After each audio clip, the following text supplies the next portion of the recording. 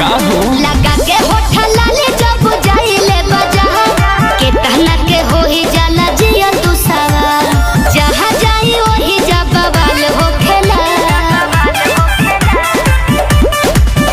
जवन लहिकी के खुला खुला बाल होखेला लहिका फंसा हवे के जाल होखेला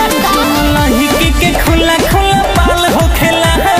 लहिका फंसा हवे के चाल होखेला।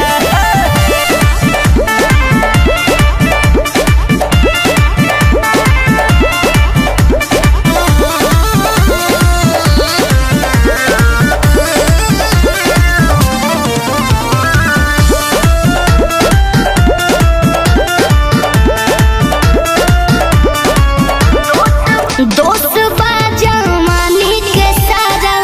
दोस्त का हमार हो चली रहिया देखे ला लोगवा आँख फर फर हो बुझाई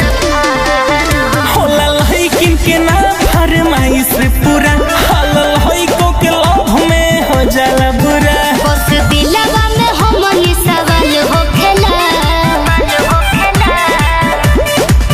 जवन लहिकी के खुला खुला बाल होखेला लहिका फंसावे के जाल होखेला लहिकी के खुला खुला बाल होखेला लहिका फंसावे के जाल होखेला।